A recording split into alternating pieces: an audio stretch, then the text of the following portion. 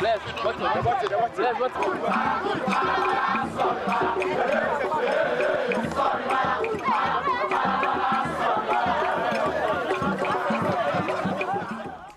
lot of things actually happened over the weekend. The match was actually between the Oxford University team as well as the National 11. Yes, it was very interesting. A lot of things, happened on the pitch. At the long run, the National 11 ended up winning that particular game.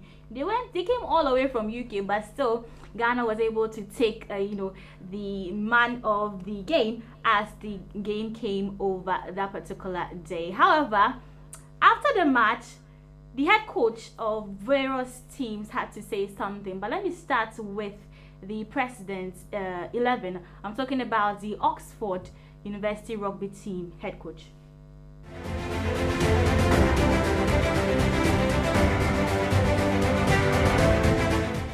How do you rate the Ghanaian team? Their physicality was just absolutely immense. I was blown away with, I think, to them, the reason they won the match today was for 80 minutes, they never stopped tackling. Our boys found it hard to run in, and that they would defend their try line so hard. And then the other element was, I think, just pure out-and-out speed. 2 full length of the pitch tries just from boys who've got so much pace. Are you surprised? No, I'm not. From what I've seen since I've been here, doesn't surprise me at all. I think with a lot of training for them, and if they keep working and get more structure, I think they'll be an outstanding side. So apart from keep working or keeping working, what do you think they need again? So technical support? Yeah, I think you need people who know the game well to come in and coach around some structure. So defensive structure and attacking structure. I think that will be a real difference, because what they've got at the moment is sheer athleticism. Their technical skills are okay, but give it structure, better technical skills, they'll make that next step up. I think I've been really impressed with everything that they've thrown at us today. So it means there's hope for Ghana, innit? Oh, 100%. If you keep investing, the young kids who were on before, if they keep coming through and are playing the game earlier, they'll just get brilliant. Because you've got so much raw talent here. So what information are you sending to UK? What information? Watch out for Ghana, because they're coming for us. And that was the head coach for the Oxford University Rugby League team saying something about the National 11. I mean, Ghana, we are doing so much. We are doing well. We always put our best in whatever we do. Even he is complimenting our team for, doing fantastically well by winning that particular game. However, we also have a say on what the National 11 head coach had to also bring out.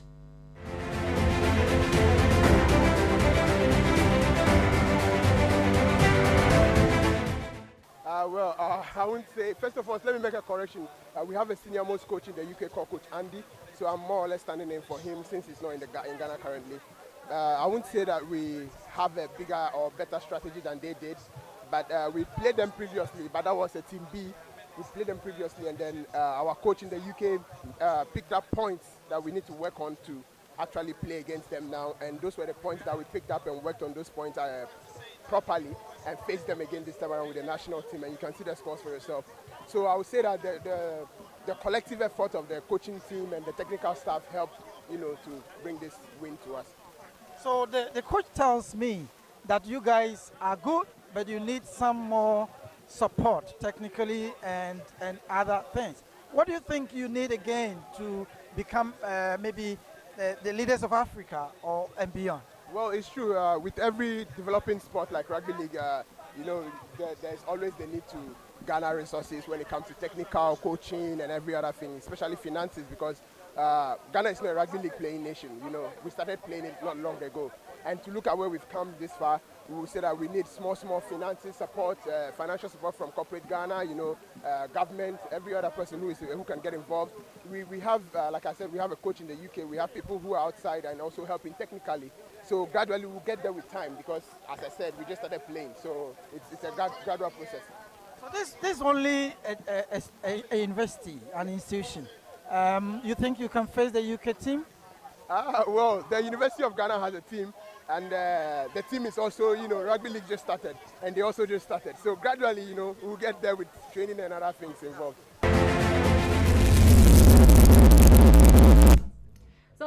what the head coach of National 11 had to say. Some of the players of the Oxford University Rugby League also had something to say.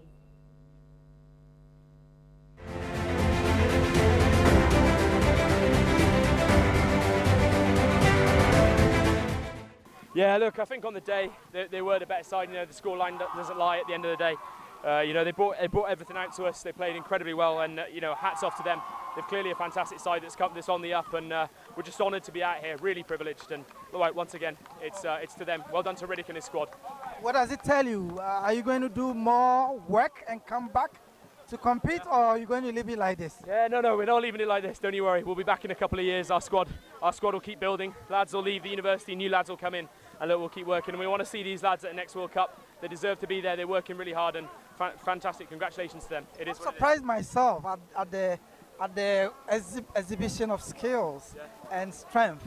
The guys are so fast. Your guys are also so fast. Interestingly, you think the Ghanaians can play the English national team? I don't think they're quite there yet, no, not at all, but that's the nature of the sport, right? They're a new squad and they're playing teams like us to help themselves build. I'm sure, despite the scoreline, they'll take lessons from this and keep working. And I just can't wait to see some of these lads on the telly in a couple of years. Okay. So your name? Ryan Parry. You like Ghana? Oh, I love Ghana, it's been awesome, thank you. What different things did you see here? You like the food? Oh, the food, yeah, I've been loving the food, the culture, it's brilliant. Very interesting story over there. But after the match, the man of the match, I'm talking about the one who was able to lead the National 11 into winning that particular game, also had something to say.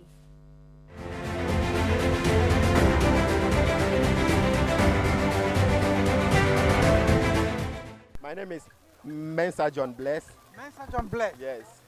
Well, for once, I thought you were a 100 meters runner. Yes, I was in school. When I was in school, I was running for my school. So I think, yeah. Oh, okay. So that's what has given you the energy to be doing what you're doing now? Yes, please. Oh, okay. What makes you do differently? Because I saw you do wonderful things on the pitch, running in between the spaces, and no one could grab you. What's the difference between you and other players? I want to take this opportunity to thank my coach and other teammates who actually helped in building me up. I mean, a lot of criticisms here and there, and I was able to pick up, and also a lot of training, personal training aside what we do on the field. So I think that one also has really helped me to up my game. Okay, so from here, where are you going to? You want to join professional? I'm told that you are professionally a nurse. And you are still playing the rugby league. And let's come back to football. And over the weekend at the Ashaman, I'm talking about the stadium, Kofi Nimo Park, they actually organized youth sort of get together. It's actually organized every year according to what they said, and it's organized always to help celebrate these young celebrities like Stonebwoy and Shatta Wale. So it's always actually organized every year in the month of July, during the month of Eid, when we celebrated the Eid Mubarak. It's actually celebrated that particular day. So they actually played in honor of Stonebwoy and Shatta Wale. We actually have a video of what transpired over the weekend. But before then, let's have a look at what the organizers had to say about this sort of organization.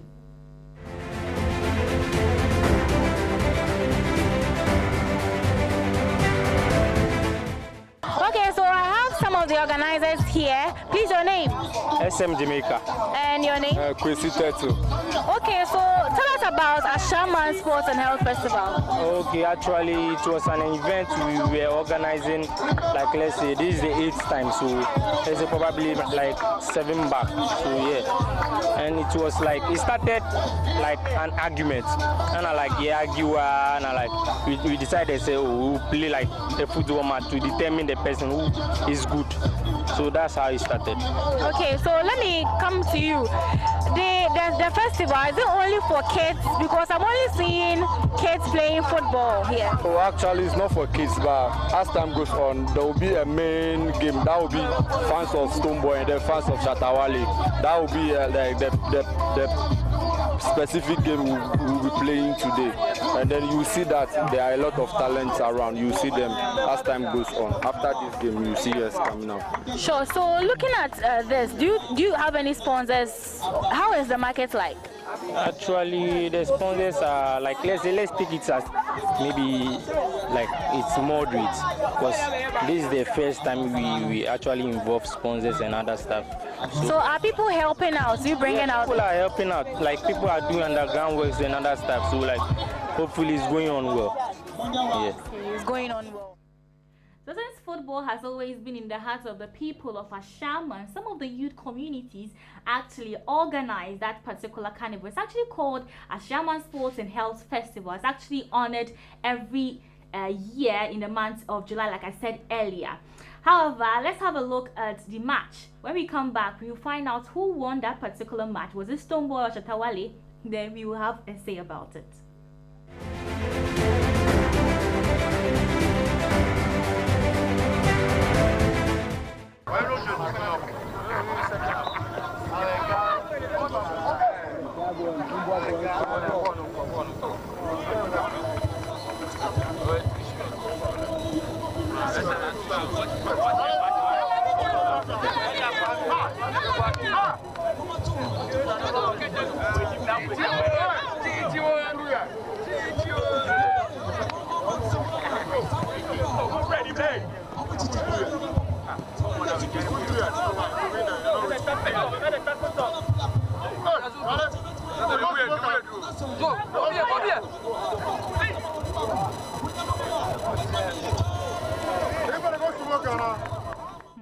So at the long run, the Beam Nation team was able to carry the day by beating Shatawale team, yes, by a goal. So after the match, they had a lot of things to say. The celebration and everything was just massive. Let's have a look.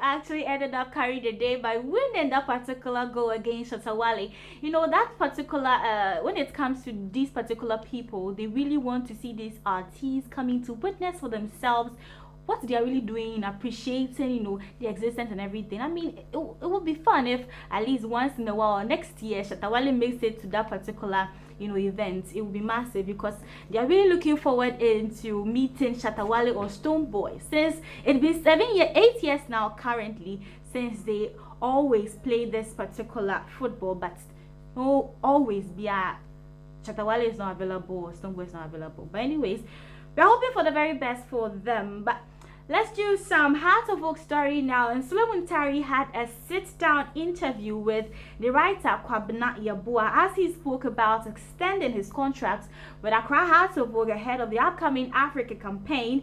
The veteran midfielder also highlighted his readiness to offer a helping hand to the Black Stars by any means necessary ahead of the World Cup in Qatar. Their title, but they won the FA Cup, so they'll be venturing into Africa. How ready are you for Africa? Well, I've been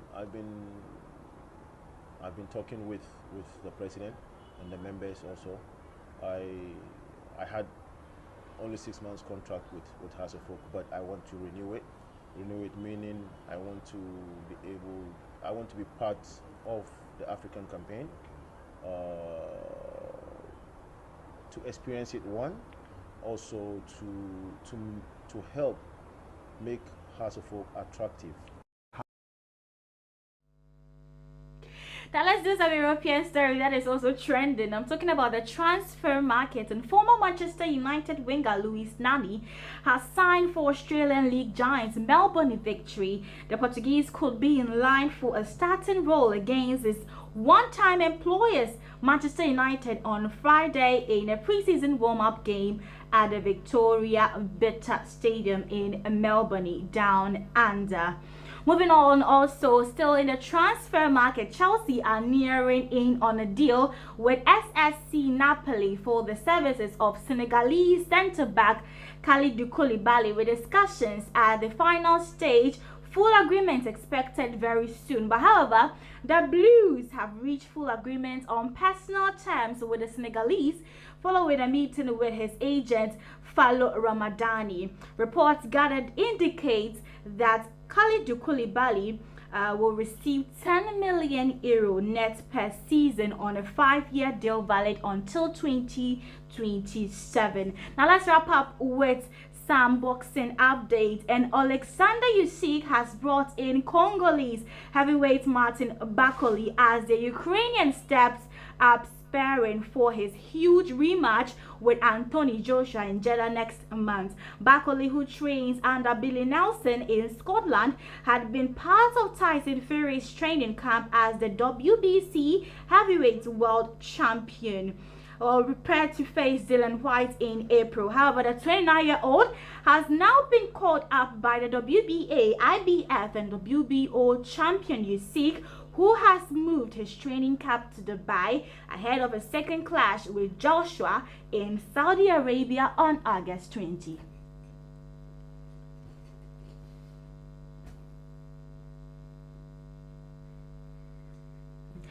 And that'll be all on the trends that is going about today in the world of sports. However, the show has just started. The most interesting part is about to begin. I have my guest in house to, analyze more about the issues that is popping up. I'm talking about Imor Ibrahim, Dennis Courses, controversies, as well as Solomon Tari stay at Accra, how to book Eric Ten Hag, and everything we will be discussing right here on Sports Drive. So we are going for a quick break.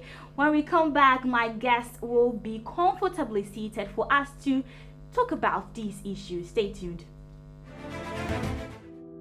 It's Dr. Andrew Akutu. I'm the Managing Director of Hstv Funeral Homes.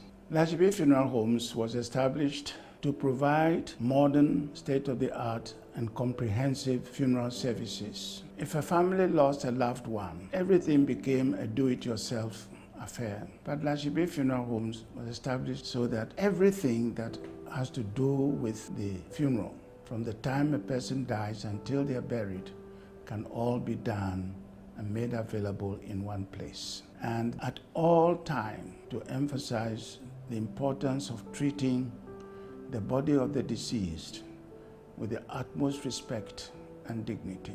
Hstv Funeral Homes provides any and all services that have to do with funerals. Hstv Funeral Homes will recover the body from wherever the death occurred, embalm the body using the most modern techniques. We will keep the body or store the body in our state-of-the-art refrigeration system for as long as the family desires. Nearer the time of the funeral, we will prepare and dress the body up for the funeral. We provide transportation, namely ambulances and hearses, to convey the body from one place to the other as the family may wish. We also provide on our premises the services of an interdenominational chapel where the services can be conducted.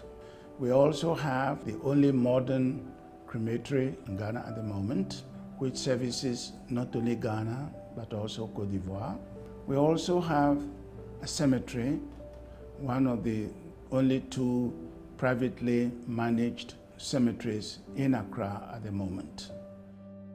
All it takes, literally, is one telephone call and perhaps 2 visits to our premises for everything to do with the funeral to be arranged for. There are several funeral plans on the market.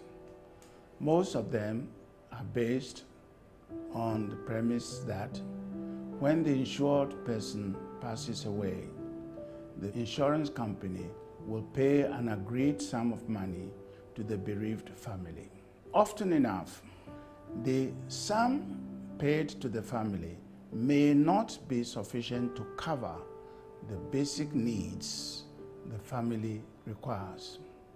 That is where the Prudential Dignity Plan comes into its own and is significantly different, because what the Prudential Dignity Plan ensures are the services that will be required, so that it does not matter whether 5 years or 10 years after the insurance was taken, those services will be provided regardless of the fact that the costs may have gone up. Once you are insured, your services are covered. It doesn't matter how long before the death occurs. Dignity Farewell Plan from Prudential Life Insurance, in partnership with Hstv Funeral Homes, is providing families with over a decade of experience and peace of mind when it comes to saying goodbye to your loved ones. Welcome back, and this is still Sports Drive live on your screens. My name is Precious Azuma, like I told you before the quick break. However, it's time. I mean, my guests are in house already. They can't wait to help us talk about the issues that is really trending. So our first discussion is going to be about the transfer market, how it's really going. We have Kalidou Koulibaly also thinking of going to Chelsea, and a lot of transfers that is really going about in the world of sports. So I have with me here Eugene Dankwa, as well as Patrick Gaddafi. He says that he doesn't like me calling him Patrick Gaddafi. Kofi Erisi. Gaddafi's grandson. he's the grandson of Gaddafi. Why don't you like Patrick Gaddafi? That is your name. He's from Kaswa. I've been feeling and I said no man. But anyways, how have your week been so far, gentlemen? Very well. Mm-hmm. You trusting God? Trusting God. Oh, sure. Okay, Eugene. I'm good. I'm very good, you know. I'm very good. Patrick is good. Someone from Kaswa says he's good. Okay. So you have to be good. Better. Anyways, let's talk about the transfer market so far. Let's start with the European side, and looking at Chelsea, it looks like yes, they are ready for Kalidou Koulibaly in signing him and everything. Your take on it? But generally, your thoughts on the transfer so far? Oh, okay. Paul Pogba moving to Juventus, Jesus coming to Arsenal, and now Kalidou Koulibaly also considering Chelsea, and also Inter Milan star going back from Chelsea. I'm talking of Yorin, Lukaku and everything. So your general thoughts about the transfer window so far, and we come to Kalidou Koulibaly's transfer to Chelsea. All right, I always say that in this industry, when you have the privilege to go on TV, on radio, those who are listening to you or those who are watching you are the best people that makes the show a show. So those who are watching us, we are very much grateful for them. And then if you go to La Paz, there's skincare and organic, I think, center or something. A lot of people are seated watching. Sandra is watching, as well as. Why are you laughing? I'm not laughing. Okay. Shadrach and also Abigail also good. And also in Dansuman, DJ Destroyer, DJ Flend and Kalipo are watching. And my bro, and my own bro, he's sometimes annoying, but he's a very good brother of mine. Kuku and Salbright. So they are watching. So you see, in the transfer markets, I think we've spoken a lot about this anytime we meet here. And it is going on well. You see, the last time I was telling you that with Chelsea Football Club, it's a matter of time with the signings that they want to do. Not long ago, Raheem Sterling came to Chelsea, and also now we have Kalidou Koulibaly. It's almost a done deal for them. Nathan Ake from Man City might also join, and a lot of players also are likely to join. But if you go to the transfer market, you see the only team that is hijacking the transfer market this time around is Barcelona. People are not really getting it, but they are really hijacking every big deal that needs to happen. Because looking at the fee that they are getting for Rafinha, Chelsea submitted more than that money to them, but because there was a certain man in there who was always making it happen for them, they are doing the best. And also looking at Lewandowski, a very good player. Chelsea really need a striker this time around, and they've really fought hard to get him. But same Barcelona are really making it happen for their own side. Barcelona are doing something very nice, and Romelu Lukaku has already scored his first goal for his Italian side, where we don't want him to come back to Chelsea. Okay. We want him to stay there, which is very weird. So Kalidou Koulibaly coming to Chelsea is one player that Chelsea started chasing him, let me say, 4 seasons ago, not today. And anytime you get to the final stage and then Napoli will be like, he's not for sale, then you have to just pull back and stuff. So this time around, I think Christensen leaving and also Rudiger going, Chelsea need a player like Kalidou Koulibaly, although he's in his 30s, but he can still give you an active 4 or 3 seasons in the club. So it's a good signing for Chelsea so far. So the transfer markets, clubs are doing well, but the club that I see them doing a very good market this time around is Tottenham Hotspur. I see. Yeah, looking at the transfers that they are making, Antonio Conte is up to something, and EPL should get ready for them. You should get ready. Yeah, sure. Eugene, your thoughts on the transfer market so far? Yeah, so I want to say big ups to everybody who's doing the watch and greetings to them, and also to Henry and then Hannah. He just told me if I mention the name Henry, Hannah should follow because they are HH. So Henry Hannah. Like, it's just like Rihanna. You greet this set of people. Please, I beg, don't go there. So big ups to everybody who's doing the watching at the moment. Now let me start from Barcelona. You know, Barca. We know that they are not having the money. We know that things are not really going well in the camp of Barcelona. But if you look at the kind of transfer that they are making, many people mind it's not actually going on what they are doing in their club. Patrick said they have the likes of Lewandowski, whom Lewandowski is actually waiting for a confirmation from Barcelona for them to come and sign him. Although he has started training with the Bayern Munich team. We have Rafinha, where Chelsea submitted a higher bid compared to the bid Barcelona brought in, but yes, still Rafinha is actually want to make a move to how do you call it, Barcelona. Now, this is the thing. You see, when a player wants a certain team, and you don't let him go to that particular team, and a different club come for the player is never going to succeed in that particular team that has come for him. The player when you talk about Lewandowski, it's not that other teams couldn't or cannot go and afford, how do you call it, Lewandowski. But the issue is Lewandowski has made a personal choice to play for Barcelona. So there's no way a different team will come to Lewandowski and will say, I'm going to play for that team. Because he has made his personal decision. The same as Rafinha. The reason why Barcelona is actually getting Rafinha is because Rafinha, in his vision, wants to play for Barcelona. Okay. So it's not about Chelsea. He rejecting the bid from Chelsea. If you look at the two parties here, Rafinha and then Leeds United. Leeds United actually accepted the bid from Chelsea Football Club. Why? Because the bid was higher than Barcelona's own. But why did they accept Barcelona's bid ahead of Chelsea's own? Because the player says he wants to play for Barcelona. That is why they are getting these two players. Now, if you move on, you can see that we all knew that Chelsea were linked to Dembele at Bayern, because Dembele was not having that kind of that happiness at the club. He wanted to move from Barcelona, but we all have to congratulate Laporta, and then there's this man who has been doing their signings for him. we need to congratulate them because they are doing a very great job. For you to keep Dembele, for you to talk to a player like Dembele, for him to stay and agree a pay cut at Barcelona, it's a very wonderful thing that you've done. It's incredible, because we know that Barcelona is not having that kind of money to pay their players. Sure. And they want to, as at now, they want to offload some players. Someone like I think Trincao, he will be leaving. Memphis Depay at the moment will be leaving Barcelona. So they want to, take some people off the wage bill and get some space for the other players there. But for them to negotiate with Dembele for him to stay and agree a pay cut is something that we need to recommend the Barca, Laporta and the whole Barca team who have been doing all those kind of signings for Barcelona. So it's a very good deal, and people are not really looking at what Barca is going to do next season.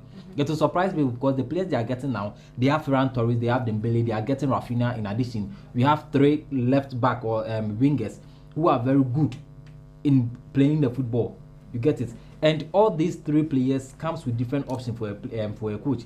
So if I'm a coach, I can decide to play Dembele when the need arrives, I can decide to play Rafinha when the need arises, and I can decide to play Ferran Torres, because all of them have different abilities. Sure. Meanwhile, they all play the same role. Now let's talk about. So on your side is so far so good. So far so good. Barcelona is doing well in the transfer market. But one thing that I think they are lacking is to sign defenders. They are not signing defenders. All that we are hearing is that they are signing attackers. So they need to work on the defense as well. Sure. Yes. Now I want to talk about Tottenham. Just quick one. With Tottenham Hotspurs, I am seeing Tottenham Hotspurs in the top 4 next season. Okay. Because this is Antonio Conte. When the season began, Tottenham Hotspurs were having some bad ups and downs. They hired the Wolves coach. He came in, he couldn't do something better for them. They brought in Antonio Conte, and nobody was expecting Tottenham Hotspur to be in the top 4. But all of a sudden, we saw them in the top 4 when the league ended. And now Antonio Conte is making sure that he signed players to come and fit some spaces for him. And we know when Antonio Conte came to Chelsea, his first season at Chelsea Football Club was not performing that well. But he strategized everything, and he made the players play for him. And at the end of the day, we won the trophy. So Tottenham Hotspur this season is a team to watch. We shouldn't just say like, oh, Tottenham. But you know, no, sometimes you can have the best of players. An example is Manchester United. Sometimes you can have the best of players, but you end up finding it difficult. You wonder why sometimes they don't deliver like how you expect them to. Like you are saying, you expect Tottenham to be best in the next season coming. But what if they don't come out as you were expecting? Because sometimes you can have the best players, but something can go wrong. It can either be on the side of the coach, or anything can happen. If you're a coach, you have to make sure that you sell your philosophy to the players to buy into. In the case of Manchester United, which I will go there very shortly. Now let's look at the Tottenham Hotspur squad. They have depth in their squad. They've gotten Perishes, they have Song, they have Hurricane, they have Moret there. They have a lot of attackers. They are adding up into their squad, and they are going for on loan. They are getting players too on loan. So Tottenham Hotspur at the moment is a team to watch next season. Everybody should watch Tottenham Hotspur because they are going to cause damage in the league. Now talking about Manchester United, as you said, some players, you may have all the quality players, but yesterday things will not work for you. Yes. Manchester United this season or last season, the beginning, I've always said they had a problem with the DM. Yes, still they've not bought any DM, have they? They are still having Fred and McTominay as their DMs. But they've started the pre-season games, and they played yesterday. They played against Liverpool when they won 4 goals. That 4-0 shouldn't make them. You see, it shouldn't let them. They shouldn't be. I mean, very happy about that particular scoreline. 4-0. You shouldn't be happy. It's a pre-season. There's no way you are going to play Liverpool on a league match. It looks more like a step in the right direction if you look at it, Patrick. Yeah, looking at yesterday's game, I would say that one player that I saw him massively improving was Fred. You could see that he's that Fred we used to know before coming to Manchester United. He's a good player. He's a quality player that the last time we came, I was arguing with Edmura that Paul Pogba got everything he wanted, just that he couldn't succeed at United. Fred is up to his game, but Ten Hag needs some time. He needs some time. Yeah, and they need to add 1 or 2 players to their squad because this team can't compete. Looking at why I was talking about Tottenham Hotspur is because Antonio Conte is fitting into every position that they are lacking. Yuri Bissouma, Richarlison. I mean, all the signings they are doing clearly shows that the man is in for a business. And he's a very good coach as well. So if Ten Hag is going to succeed, we are going to talk about that. But United, as you said, they are doing something well. Yes, you can say that the first half, Liverpool was using some kind of second team players and stuff. But in the second half, they brought in their key players, which they are Nunes or say Nuno Diaz had that chance and just blasted somewhere. So United are doing well, but if they don't buy, they can't compete. It's EPL. Yeah. You see, just in addition with what he said, in EPL, if you want to win any trophy in EPL, make sure that you have to spend. If you look at Manchester City before they won the EPL, they spend. Manchester City actually spent more than 1 million just because of their back line. But to get a very good back line. But I think it's not necessarily like Manchester United doesn't want to spend. Maybe looking at what the coach sees, maybe he thinks that he can make something out of the squad that he has. Academy football, but maybe you don't know what the coach also sees. It is something we are going to talk about today, right? Let's talk about it. So we should talk about United. Wait, let me finish with the match that they played. Although I think the squad Ten Hag actually used for the Liverpool game was the best thing he did with the Liverpool game, because he used his, I mean, if we can talk about this at the first level in the Manchester United team, he used the best players he had at the moment. In the person of De Gea in the back line, Lindelof and then Varane coming in with Luke Shaw and Fred and McTominay, all of them. He used the best players he had there. And then some positive that I actually took from the game actually. Now, if you watch Manchester United last season, anytime they are off the ball or they are out of possession, their structure in the team is like they are haphazardly. They are just there. No, you don't see any kind of impact or structure in the team whenever they are off the ball. Both say Fred Bianon and baby, Bobo Bianon and baby. We are like, it's as if they don't even care. And most of the goals that they scored for against Manchester United all came through the middle line. Why? Because they were not having, I mean, a DM to shield them. And the back line, I mean, the center backs were not that compact. And in football, if your DM or your first block is weak, your defense suffers. So that was what was happening. But with this particular game, he said Fred has improved. And there's one thing that I also saw. Fred and Bruno, the two players were top notch, because we know Bruno to give some kind of risky passes. Sometimes he gives a pass, doesn't think about the risk of it. But now he was very precise in the game. He was very precise where he has to give a pass, when he has to hold on the ball. Looking at Fred, his structure or his movement was accurate. He was more disciplined in the Liverpool game as compared to previous seasons. So you can say they've learned their lesson. They are actually learning some lessons. They've not learned. No, they are not done, because this is the first game. Okay. This is the first game. And the first half, you may play well. I don't know, the second half, I didn't really watch much of the game, but except that I watched what I'm talking about. Now we can talk about, how do you call it? When Manchester United have the ball, you see that these people are purposeful. For example, sometimes when they get the ball, it's one person they are looking at, Cristiano Ronaldo. Because up front, Rashford were not up to the task, injury worries here and there. Marshall was not even there. There are some, you wouldn't see any purpose for them whenever they are attacking. You don't get it. Okay. But now you could see the movement. Everybody is trying to be in shape, trying to do something. When there's a counter attack, they want to. I saw Bailey getting the ball from the defense, trying to push through. He gave a pass to one of the young guys in there, and then all of a sudden there was a goal. But he was also attacking. So now there's some kind of discipline and structure in the Manchester United team, which Erik ten Hag has actually done well. But in EPL, as Patrick said, if you want to win a trophy in EPL, you have to spend. This is not Netherlands. This is not Ajax. You don't play academic football in the EPL. Chelsea want to do something now. They are getting Koulibaly, which I'm coming there now. Let's stay on the Manchester United. But Patrick, why is Mali Patrick, do you think that Erik ten Hag is in the right direction in turning things around for Manchester United? Comparing the Eredivisie and the EPL, the interval is very large. Ajax has dominated the Eredivisie for a very long time. Ten Hag is not a bad manager, but the point is that Patrick ever said something. He's a former player of Manchester United. He said it pains him very well that United couldn't sign Antonio Conte when the need rises.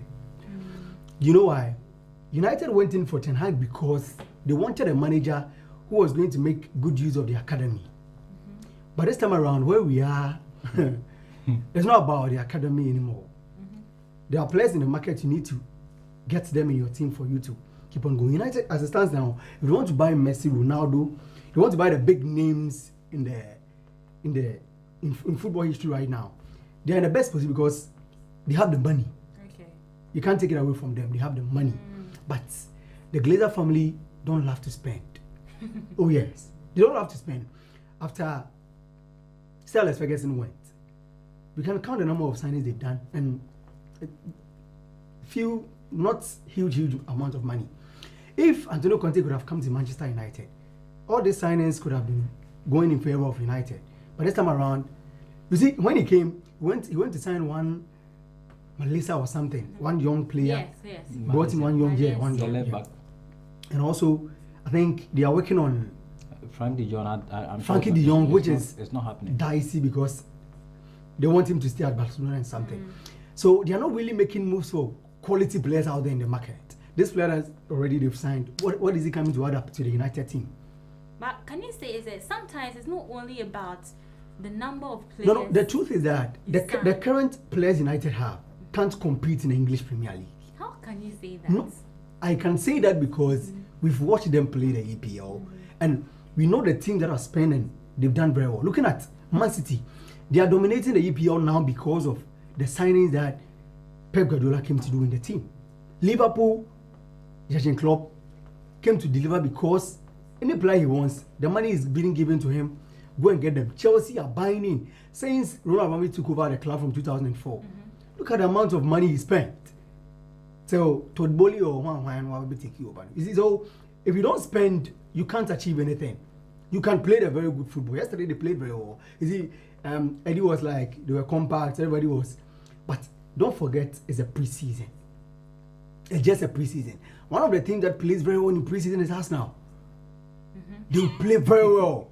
They win all their preseason games. 5 goals. Yeah, but when it comes to the EPL, it's a game itself. You understand?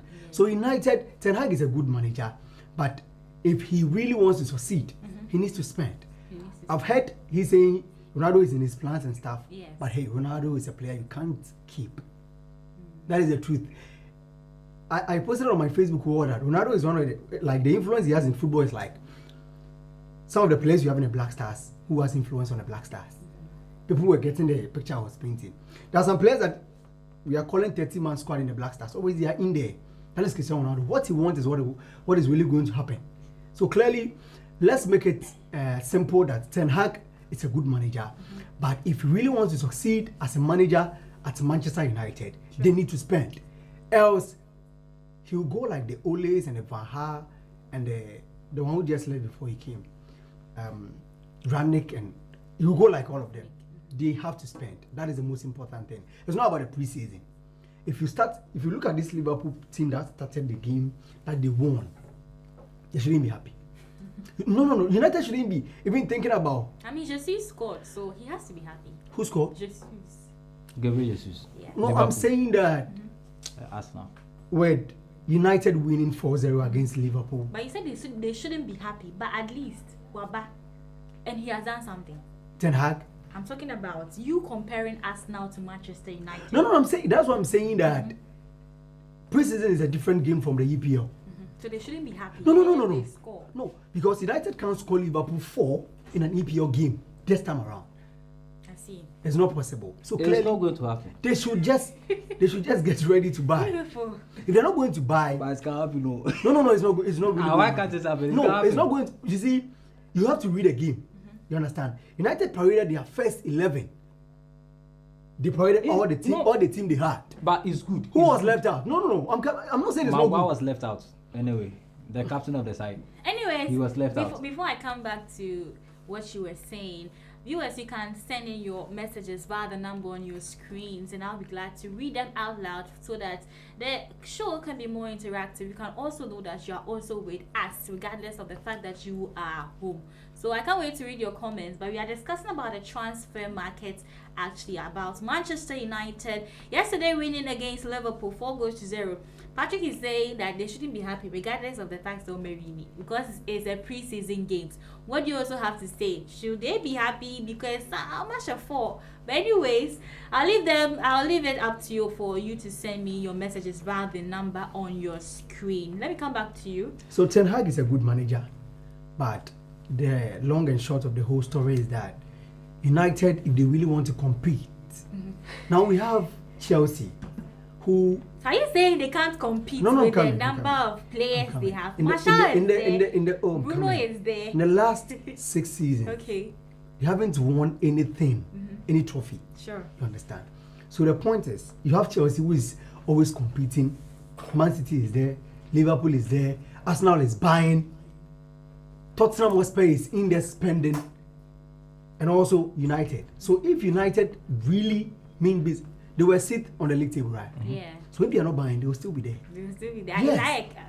But you can't say. I've said the thing already. Let's just wait until the next month, which they will be starting the next season, and let's see what really, happens. But with this players, it's APL. Let's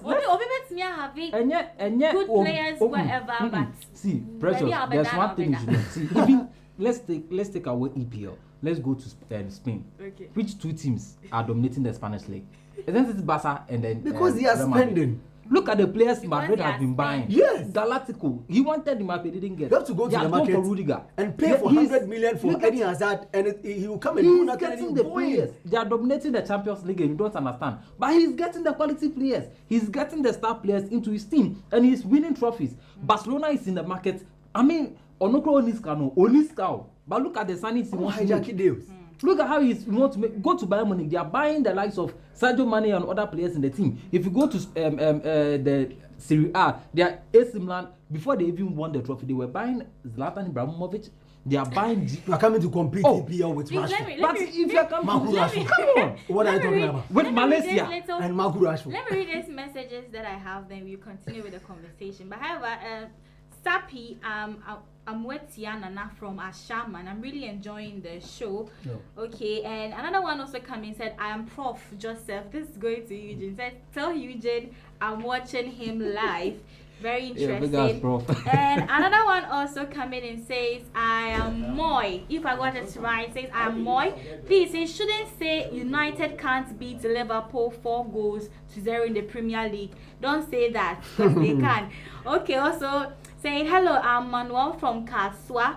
Please, will Gabriel Jesus do well in Arsenal? Thank you. Of course you do. I mean, he scored. So, but this guy is saying that because it's a preseason game. It's not about Arsenal. I was talking about Manchester United. But you are comparing Arsenal to Manchester. You're saying that, because they are one team that a preseason, whether if any team either being Tottenham, I was saying that.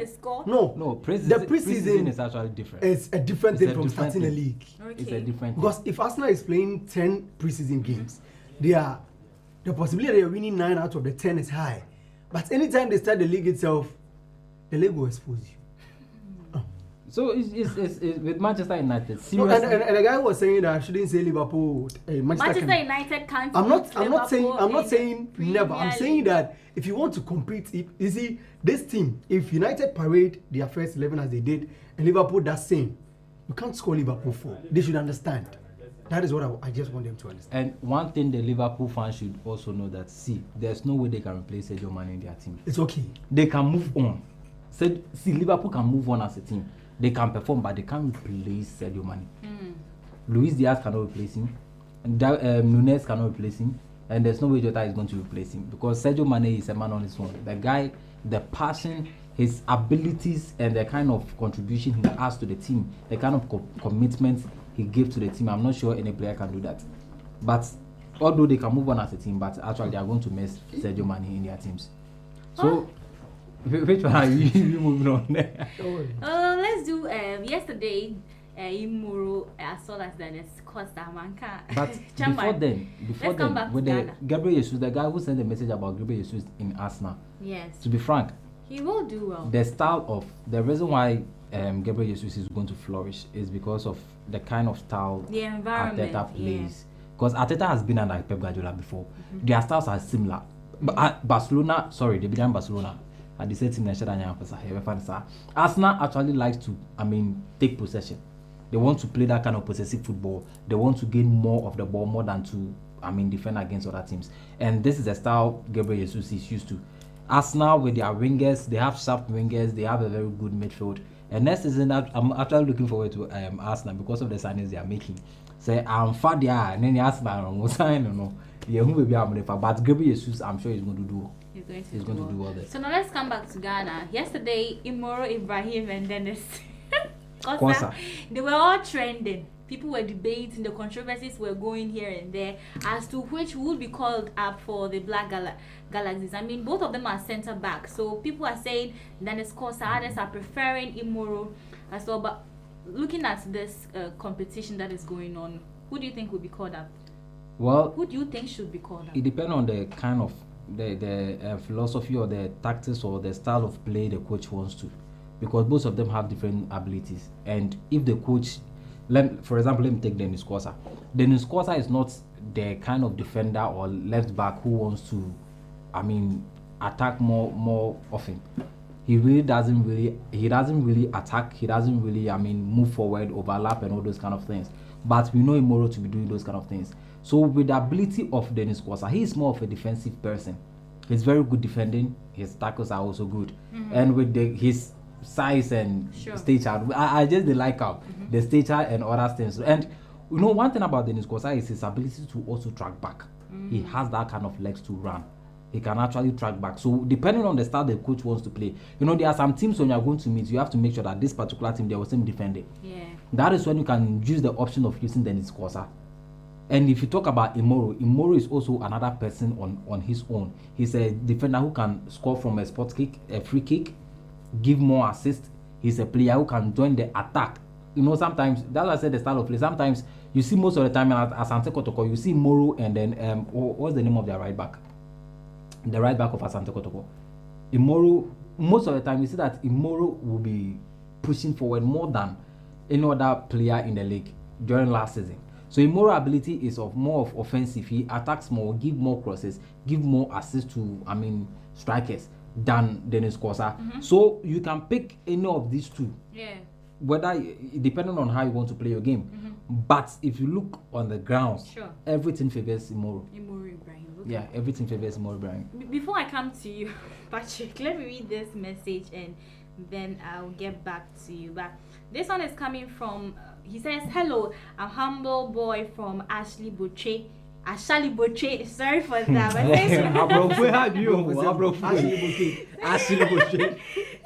Raheem Sterling shouldn't go to Chelsea because Chelsea is going to destroy his career there.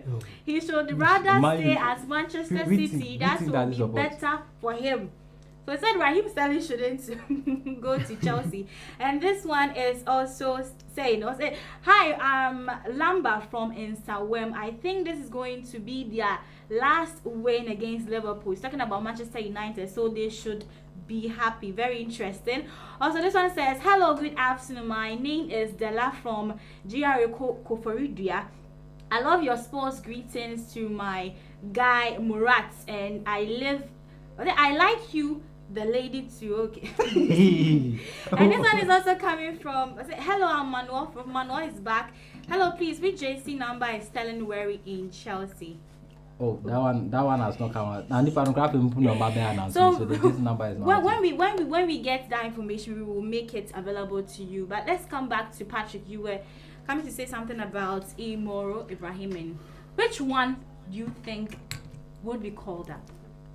I think both of them are already in camp. Yes. The Galaxies. But as Eddie was saying, between the two of them, the whole issue is the comparison that they are doing, who is better, who is good and stuff. The season had just ended. I would say that Dennis Kosa started the season very well with Hatufo when he came, but Imoro Ibrahim picked it up, and then between the two of them, he's better than Kosa. So all of you are preferring Imoro? No, you see, the point is that we can compare these two players to Reece James and then Arnold. You understand? Yeah. You all play same position, but Arnold is... I nearly said something, but I get a comparison. Get the comparison. I nearly said something. I was going to say myself, but I realized, okay, Reece James and Arnold, if you go to England, like these two are also competing there. So you see, the point is that Arnold plays like Imoro Ibrahim, and Kosa is like that of Reece James. So everyone is, both of them are very good players, but on the day, it depends on the coach who is going to lead them. Okay. The style he wants to. You do know that they can play both Kosa and Imoro at the same time in one game, because surging forward, Imoro can do that work. Defensively, I think Kosa will do better. So I don't see the debate being very, very. No. Have you seen a message? That's why you're laughing so much. Like, let me read it and then we continue. It says, hi, I'm Otondo, watching you live from Enya. Otondo. Okay, Imoro is far, far better than Kosa. To compare Kosa to Imoro is like comparing Bofuakwa and Liverpool, if I'm getting it. Bofuakwa. United. And another one also coming through says, I'm Michael from Kaswa. I don't know why we scored Liverpool every everybody is saying it's a pre-season, so we shouldn't be happy. If Liverpool should have scored us, what would they say about it? It's very true. And let me read the last one. Also says, I'm Kweku Ansa, and I'm watching the show because of the nice host. Thank you. Gaddafi, I enjoy your analysis. I am Kweku Ansa. Alright. Okay, he has sent it again and again. He wants me to read it. So, Kweku Ansa, I've read your message, okay? So, you can keep on sending it. So, a lot of messages are actually popping up, but you continue with your analysis. When we are done, then I'll read everything. Okay, so with Kosa and Imoro, I think it's a good step that Ghanaians took it on, because it will keep both players on their feet. They'll be on their toes to play very well. And you know that we need one player. Ghanaians are calling on local players to go to the World Cup. And between Imoro and Kosa, Ghanaians want one of them to go. So I think the heated argument that is going on will help us get one of these players in there. At the end of the day, when they get there, it's Ghana they are going to represent, not Hatofok or Kumasa Sanekoroko. And in addition, I just want to add that this argument is very, very healthy, and it's very, very interesting, because the more you talk about these players, someone out there may be like, yo, who are these players? I want to watch the reason why these people are talking about the players. So it attracts the interest of more viewers to come and view, because to be frank, anybody going to watch a football match will have someone he's going to watch. For example, Patrick will say, I'm going to watch Chelsea because there's this person there, or you want to watch Manchester United because you want to see someone like Malaysia flop at Manchester United. But anyway, it's just by the way, but we just want to watch someone on the pitch, someone who's going to make some changes in there. So it's a healthy conversation, it's a very healthy argument. And these two players, you know, and you know what, it will be a time that, you see, when Koroko is playing, they are not talking about their strikers, the Mbella and stuff. But trust me, next season, if these players are on top, the heated argument will be based on these defenders, Kosa and Imoro. And I think Ghanaians have done very well. And I should acknowledge my brother Lisro Mensah and courage. These guys took it on, and they really made it happen. This thing also happened between Joe De Bruyne and Samokwe. Back Kotoko and I think it's very nice. So currently, Suleiman Muntari is also trending. A lot of people are talking about him. I mean, he coming out to say that he's willing to even sacrifice for Ghana if possible. So on a crutches line, he will still sacrifice for the country by playing. If necessary, if they can call him up for the FIFA World Cup, he's available. But anyway, before we come to that discussion, let me read these messages out so that we can go on. However, Moy is back, and he's saying the guy who said United last win against Liverpool, he should sleep. But who has said that? He will sleep. Why? Moy. Nobody has said that. Also, moving on, he said prospectus. No, it's not prospectus, it's prospectus. Please, it's I'm watching you live from Ashaiman, Newtown. After Chelsea confirms the sign of Koulibaly, then Van Dijk will no more be the best defender in the Premier League. Very interesting. Also, this one is coming from Lamba once again. He says, tell your man he shouldn't compare Trent to James. James is better than Trent. You can check their stats. Okay, very interesting. Another one also coming through says Chelsea FC are doing good in the transfer market. I'm Abigail from La Paz. Bra Gaddafi, you look good in your outfits and you all look good in your goggles. Thank you so much. Okay, this one is also coming from Randy inside Labadi. He says, please tell Patrick that he should stop saying Manchester United cannot score Liverpool 4 in the EPL. Okay, so I don't know what I say. Hi, host, keep it up. I love your voice. I'm Kweku Ansa. Okay, Kweku Ansa. Thank you so much. Okay, so keep on sending your messages via the number on your screens, and I'll be available, and I'm honored to also read it out so that the show, can get more interactive. However, it's time for us to talk about Suleiman Muntari, because he has also been trending. He stayed back at Accra Hearts of Oak, and he coming out to say that he's willing to sacrifice for Ghana anytime. Or when he crashes Bukrafa, if you call him up to play, he is willing and available. So that is our discussion currently. All right, so Suleiman Muntari, a good quality and experienced player by our standard. I get everything he's saying. Even if Sule Muntari is on a sick bed and we can call him up to help the Black Stars, I think it's a step in the right direction. You see, Sule Muntari is one of the players that the Black Stars will be very, very difficult to replace.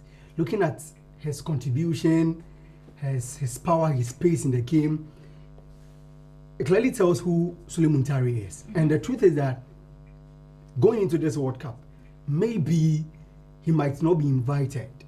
But the point is, whatever he said is very true. Okay. And going to the World Cup, you need experience. It's just like playing the Champions League. Real Madrid won the Champions League with experience, nothing else.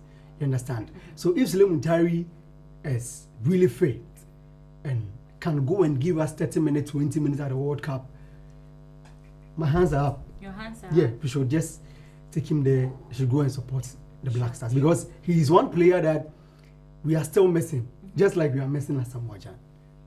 So Sule Muntari, on any day, if Coach Otoado thinks that his service will be needed in the Black Stars of Ghana, why not?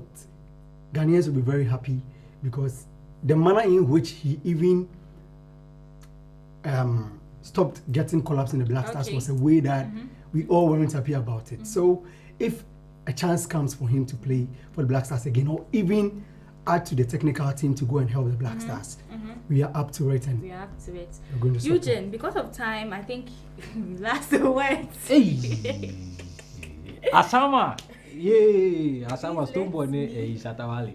Anyway, with Sule Muntari, he actually said he wants to extend his contract with Accra Suffolk and then have an experience with the CAF Champions League or the Confederation Cup that they've been qualified to play. Sure. And I think it's a very good deal because we will still have the likes of Sule Muntari. Whenever I want to go and watch any match against Accra Suffolk against any other team, I would love to see Sule on the pitch, you know, with his experience and ability. When it came to Accra Suffolk, actually, this guy didn't really play, running football. His touches, he was very good with his touches, simple play. He doesn't really hold the ball for long. Everything was very quick. Sure. And he was very relaxed when he was playing because this is experience. And anytime you grow in football, what has to come to play is the experience. Now I'm talking about the World Cup where he, the Black Stars, where he said on any day he's willing. I don't think Sule has ever rejected a call up in the Black Stars. Sure. He has never done that. Sure. The reason why we have not been calling him is because of what happened in 2014 at Brazil. That's the reason why we are not calling Sule in the Black Stars. Sure. But he has never rejected the Black Stars. And he was willing to even come back to the extent that he has apologized to the people he offended during the World Cup. And also, even Kevin Prince Boateng also come to apologize. There are some people in the Black Stars, since they left, we've never gotten their replacement in the Black Stars. Sure. Typical example, Sule Muntari. Yeah. Another person, Laye Kinsey. Asamoah Gyan. Yeah. We can talk of Stephen Appiah. The guy you wanted to fit into that shoe, but Stephen Appiah is always Stephen Appiah. We can talk of our defense, the back line. Sure. In fact, our right back, Hstv Sape Dems, John Pistol Dems, ever since they left, we've never in the Black Stars gotten replacement for these players in there.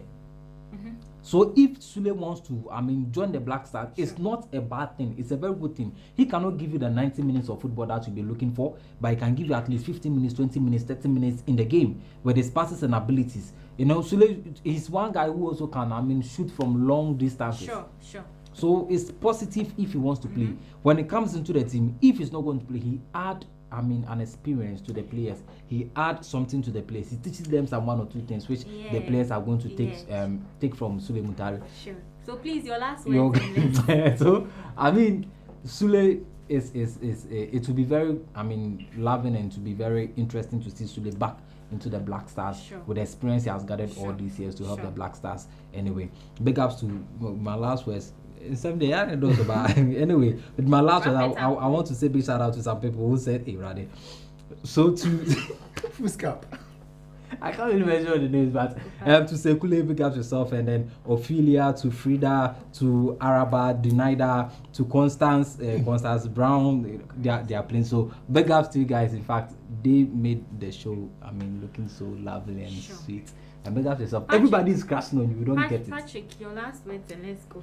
Okay, so it's been an amazing show. Okay. But big shout out to all those who took time to watch us this afternoon, especially to Sandra, Abigail, and Shadrach inside La Paz. Sandra no be one man. Sure. So these 3 people are always making it lovely out there. So God bless you. So soon this is where we draw the curtains actually on Sports Drive today, live on Hstv. But before I go, let me read this last message and let's brown out quickly. Well, this one is coming from Lamba once again. He says, please let me remind. Okay, so we know that Koulibaly has left. The picture actually says Kalidou Koulibaly leaving Milan for London ahead of his expected transfer to Chelsea, but he's saying Koulibaly is on his way to London for his medicals. This is Lamba. Love you all. Keep on doing the good job. Okay, so let me read this last one and let's wrap it up. It's time. Saying, okay, so Prospectus is back. He's saying that people were even lobbying for Asamoah Gyan, who couldn't even play for Legends. Please Legon Cities actually. So how much more Muntari? Okay, very interesting. Anyways, like I said earlier, this is where we draw the curtains today on the Wednesday edition of Sports Drive, live on Hstv. My name, once again, is Precious Azuma, and like I keep on telling you, we bring you nothing but the very best when it comes to sports. It's actually always on the Wednesdays and Fridays, exactly at 3 p.m. 3 p.m. boy, yeah. Then you tune into Hstv, you see me on your screen to bring you the very best when it comes to sports. So see you same time next time on Friday. It's a bye-bye from me. Stay safe.